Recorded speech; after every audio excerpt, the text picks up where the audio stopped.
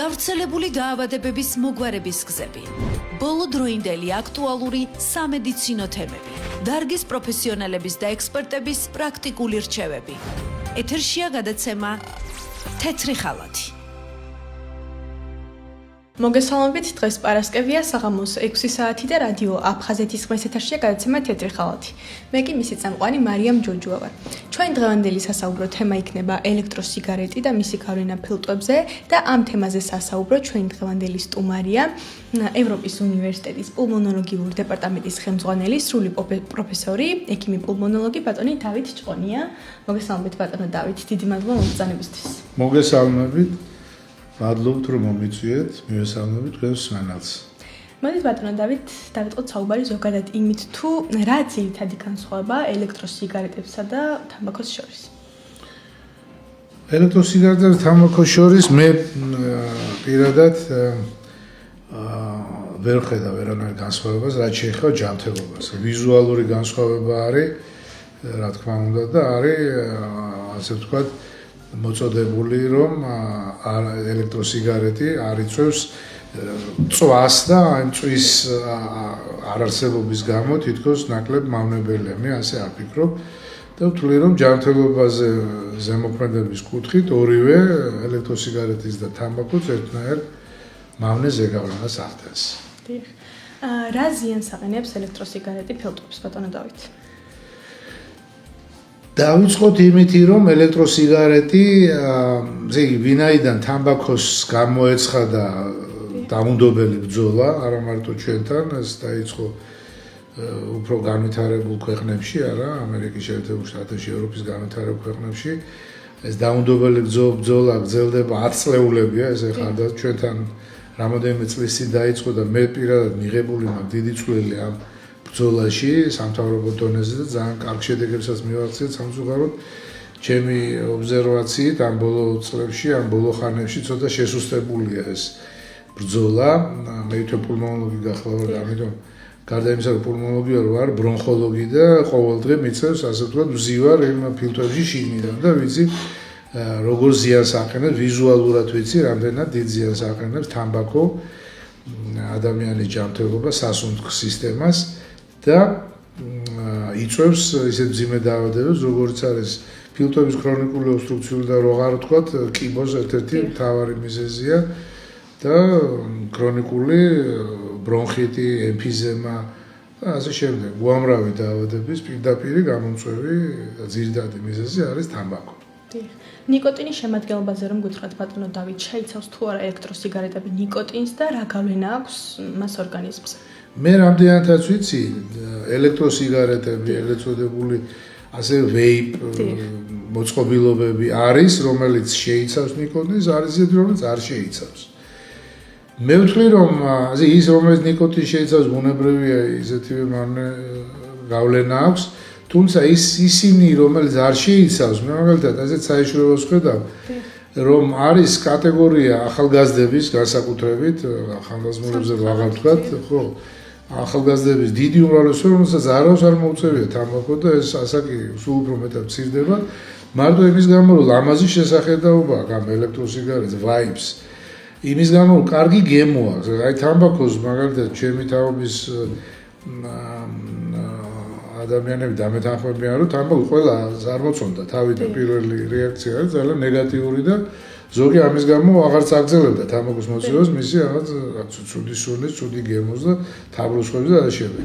ვაიპი პირიქით, პირველივე მოწევაზე ისეთი სხვა გემო შეიცავს და ისეთი მოტკბო და ესეთ მიმზიდველ ასე ვთქვათ მოწყობილობას წარმოადგენს ბევრი ახალგაზრდის არასრულწლოვანებისთვისაც მათ შორის და სამწუხაროდ კი მოდიან ჩემთან პაციენტები, ვინც როცა ჩავეკითხებ მაგ განსაკუთრებით ახალგაზრდები, ვისაც როცა ჩავეკითხებ არავის არ ყოფილა მწეველები ტრადიციული ნიკოტინის, მაგრამ სამწუხაროდ იწყებენ ვაიპით და ვაიპი არანაკლებ მავნეა კიდევ ერთხელ ხაზს გაუსვა და შემდგომში თუ იქნება საშუალება მოყვებით და დაწვრილებით რა მავნე ზემოქმედებას განაპირობებს სასუნთქ სისტემაზე.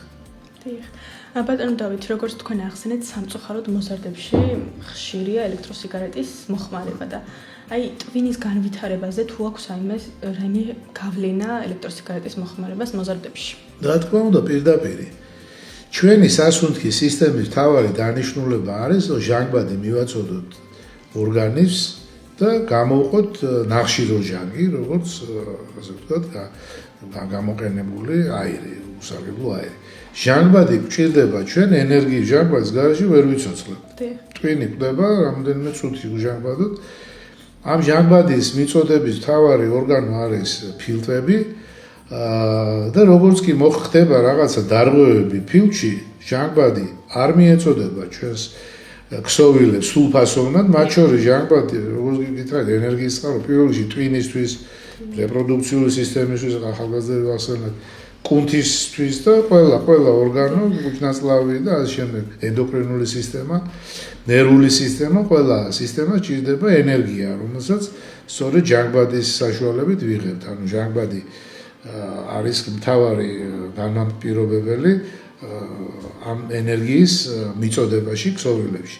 როგორც კი ირღვევა ამ ჟანგბადის მიწოდების ასე იგი მექანიზმი ქსოვილებამდე და ამას განაპირობებს სასუნთქის სისტემის სხვადასხვა დაავადებები, ხო მართალია? აქედან იწყება უკვე პრობლემები. საკმარისია ფილტრებში დაიწყოს ქრონიკული ანთებითი პროცესები, რასაც პირდაპირ უწყობს ხელს თამბაქოს მოწევა. თამბაქო არის ჩვევა, რომელიც ყოველდღიური ჩვევაა, ხო მართალია? თამბაქოს ეწევა ან ელექტროსიგარეტს, ან ვაიპს არ აქვს მნიშვნელობა. ეს არის მუდმივი მავნე ზემოქმედება ჩვენ სასუნთქ სისტემაზე, რომელიც იწვევს ქრონიკულ ანთებას. ეს არის უცხო სუბსტანცია ჩვენი ორგანიზმის და ჩვენი ორგანიზმის თავდაცვის მექანიზმი ებრძვის ამ უცხო სუბსტანციას. და სწორედ ეს ბრძოლა, ეს ჩვენი თავდაცვის მექანიზმი არის ანთება არის, ასე ვთქვათ, თანდაყოლილი იმუნური მექანიზმი. ჩვენი, რომლითაც მუდმივად ვცდილობთ მოვიცილოთ ეს უცხო სუბსტანცია ბოლის სახით, მუდმივად ხდება ჩვენი ბრონხების შევიწროება საპასუხოდ, ეს არის ჩვენი რეფლექსი, ნორმალური რეფლექსი. და ჭარბი ლორწოს გამოყოფა, რომ მოვიცილოთ ეს უცხო სუბსტანცია ბოლის სახით. ეს მექანიზმი მუდმივ რეჟიმში უკვე მანკიერი წრე იქნება და გადადის შემდგომში ქრონიკულ ანთებაში. ქრონიკული ანთება იწვევს ჟანგბადის შეთვისების დაქვეითებას. პირველ რიგში ეს ეხება ტვინისთვის ჟანგბადის მიწოდების ნაკლებობას, რაც რა თქმა უნდა მოქმედებს ახალგაზრდების მეხსიერებაზეც, მათ განვითარებაზეც და ასე შემდეგ. პირდაპირ კავშირშია. ორსულებზეც რომ მოგვახსენოთ ბატონო დავით, ხშირად ის ორსულები, რომლებიც თამბაქოს ეწეოდნენ და ამ შემთხვევაში ორსულობის პერიოდში შეიძლება არჩევანი გააკეთონ ელექტროსიგარეტზე. აი ამაზე რომ მოგვახსენოთ, რა გავლენა შეიძლება იქონიოს კატეგორიულად მე ხა ელექტროსიგარეტი. მე რა ვიცი ჩემ გარშემო ხშირად მე ვერ წარმომიდგენია ორსულის სიმართლეს გეტყვით, ვინც გაიგებს თუ დაფუძნდება და გააგზავნოს მოწვევაზე. კატევ არ აქვს მნიშვნელობა იქ. ასეთი არჩევანი რომ თუ იმას ვერ ანებებს თავს, უნდა გააკეთოს არჩევანი მის შთაომავალსა და თამბაქოს. ეს არჩევანი არ უნდა გაკეთდეს თამბაქოსა და ელექტროსიგარეტს შორის, უნდა არჩევანი გაკეთდეს მის შვილსა და თამბაქოს შორის ან ელექტროსიგარეტს შორის. მე ასე დავსვავდი ამ საკითხს. აი რამდენად რეალურია ბატონო დავით ის ფაქტი, რომ სიგარეტზე უკეთესი საშუალება არის ელექტროსიგარეტი? არსებობს ესეთი სვაჟი კვლევებიც იდება. მე რაღაცა რამოდენიმე წლის წინ მეც ვთხოვეს ჩემი დაუშვათ მოსაზრებები დამეწერა ამის თაობაზე.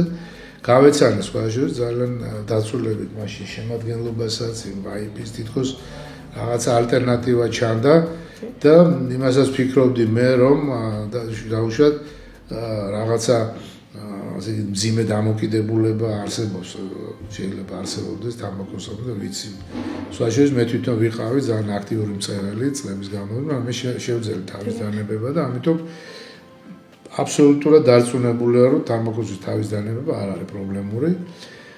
და დაუბრუნდებით თქვენს კითხვას, კი არსებობს რაღაც მოსაზრებები, იდება რაღაც კვლევები, რომ დაუშვათ უფრო დამზოგველია, ნაკლებ ასე იგი არ იწვის თვითონ ეს როგორც ტრადიციული თამბაქოა, ასე რომ ვითომ კარცინოგენულ კანცეროგენული მოქმედება არ აქვს, დაუშვათ ესეთი უშუალო, მაგრამ სამწუხაროდ იქ შემავალი ძალიან ბევრი თვითონ იმ ელექტროსიდარეთში და ვაიპის მსგავს ბევრი მოწყობილობები გამოდის სხვა და სხვა შემადგენლობის როგორც მე ადრე ვახსენე ზოგი შეიცავს ნიკოტინს ზოგი არ შეიცავს რაღაცა გლიციდ რაღაცა სხვა ნაერთებს რომელიც გემოს აძლევს რაღაც და ასე შემდეგ თვითონ ის შემადგენლობაც თავის მხრივ არის იქ ჩამონათვალში როცა მე დავინტერესდი ამ შემადგენლობით არის კანცეროგენული თვითონ ის ნივთიერებებით და გარდა ამისა როგორც მოგახსენეთ როგორც უცხო სუბსტანცია ეს არის ამოსავალი წერტილი